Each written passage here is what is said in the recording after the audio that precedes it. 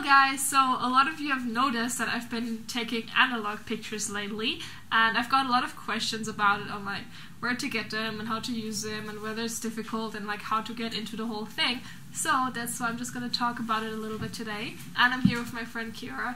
She knows a lot more about cameras than I do, except we both don't really know that much. We're still like, I guess this is not going to be a very, very informative video, more like a chit chat. How we got into analog cameras. I don't know, do you want to start? I suppose. So my dad collects old cameras. I wanted to start taking pictures, and my dad told me I should like start at like the roots of photography, like to really understand photography and maybe like appreciate taking pictures more.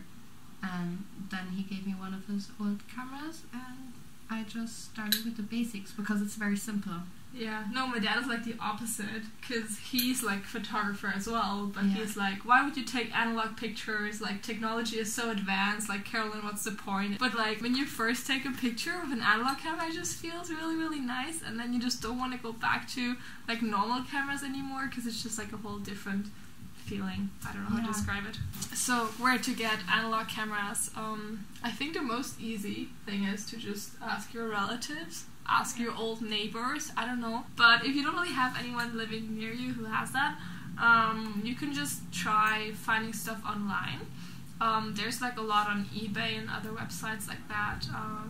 You can go to flea markets, which can be difficult because you never know if the cameras actually work, but it's actually nicer to have it in your hands because it's really important to see how the camera feels. You can even go to like camera stores where they sell digital cameras, because they have some like small collections of analog cameras as well, and there you can be sure that the camera actually still works. Yeah. Like, I don't really know what camera to tell you to get, because I don't know what's like a good beginner camera, because I feel like they're all kind of similar. And yeah, I looked up like analog cameras, like which ones to start with, and most people like use the Canon AE one because I have had.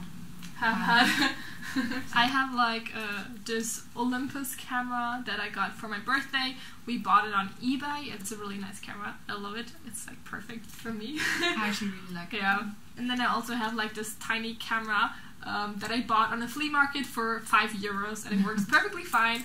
It doesn't really have a lot of features, and it's like it's electric, I guess, because it has batteries. Point and shoot.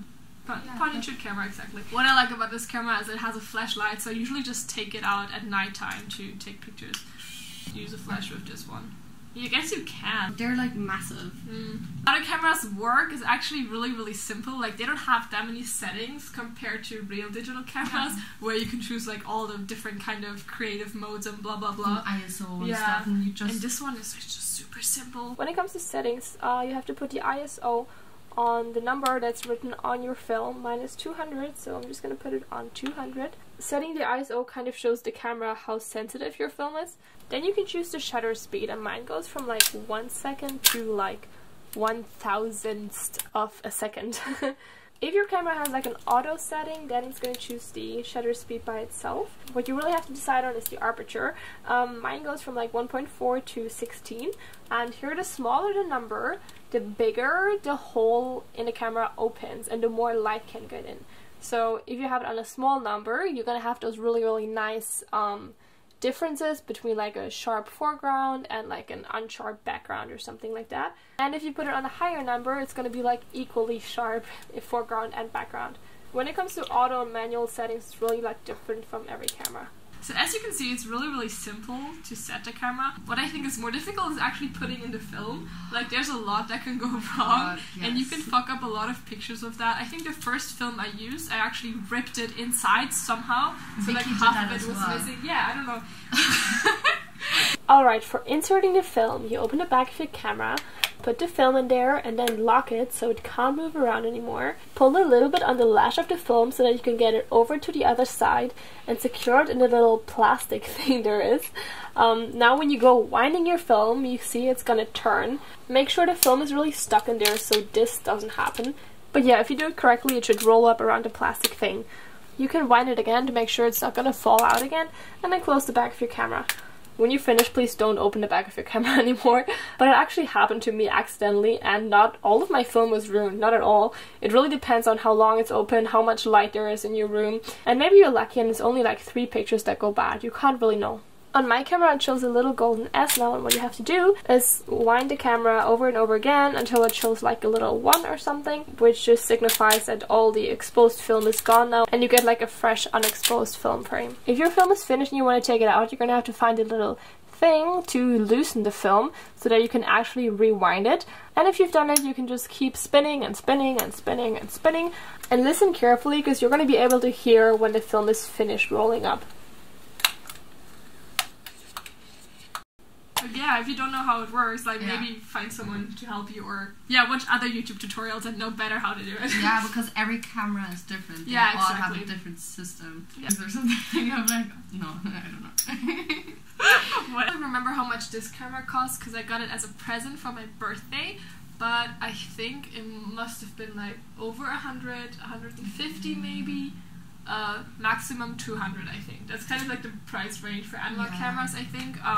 Even though they can be more expensive. Yeah, they can go like really high up, but I feel like they're really cheap compared like to digital cameras that you buy, because they usually cost at least like 300, and these you can really get for maybe 80 as well. Yeah. So yeah, it depends. It really depends on the camera, I guess. But yeah, where it can get expensive is developing film. When you buy this film, it costs like maybe €8 for 3 rolls of film. It's like the 35mm film. This is like the Kodak one. ISO 200. I've actually never tried any other film because I've been just lazy. I usually use the one with like 36 pictures because then you just have more, obviously. Yeah. There's one with like 24 as well, but that's just a little. You get the film developed. It usually costs around like €7 plus minus depending on how many pictures you have and like how you get them printed out. And if you get them digitally. Yeah. You can even get them on a CD. So like what we do is we just go to DM, which is like a drugstore in Germany. I think the quality is actually fine. We just don't really know the difference. Yeah, so. I mean maybe we just don't know the difference. Sometimes they really F up my like my negatives, and like they cut it up wrong, or like print it out like half one picture, half other picture. Like develop everything in like mass production kind of thing. Like nobody really does it in the back room. I think you can still find maybe some camera stores that would do it, but we just really didn't look into it. Sometimes I wish I had a digital camera. Yeah, you just have to wait so long, which is actually one of the like good parts as well. But like my Instagram feed is never up to date. I keep posting pictures from like 3 months ago or something. Yeah, but like I guess digital cameras are just so much easier. Having the risk of potentially fucking up every picture and like losing all of them, probably half paying all the money for developing it. It's kind of like a one-shot thing. Yeah. Like I usually just take one picture of one thing and like either it goes right or it goes wrong. And with digital cameras, obviously you have like 10,000 tries to get it right. So I guess that's where like the real skill comes in. I would say like it's not difficult to use the cameras, but you really have to like try to get a good eye on taking pictures. So you know, you start thinking. Yeah, you have to think more, you have to take your time, which I really like. Yeah, and you often just like, you look at something, you look through the camera, and you're like, would this look good? And if it doesn't, you just leave it. You just leave it, and you just don't take a picture, exactly, Or sometimes I just like stare at a person for like 1 minute, and then I just wait for them to finally fucking smile so I can take a picture in the right moment. It's nicer if you have them printed out, because then you can just go through them again, and you can just show people and you can touch them. I don't know. I guess you can still print out normal pictures, but nobody really does that anymore. No. So all we were trying to do with this video is trying to encourage you, like if you were thinking about getting an analog camera, don't be shy because you don't really understand the whole thing. Like at first I really didn't want to get it because I didn't know anything about it. It felt so difficult to me, but actually really it isn't. At first you're really scared to break something. Yeah. Or like exactly, I'm so afraid to touch it. Yeah. So yeah, that was all. If you want to see her pictures, I can put her Instagram name somewhere. I don't know. We can try. Bye. Bye. That was awkward. Bye. Even worse. I'm just gonna give up now. I don't care.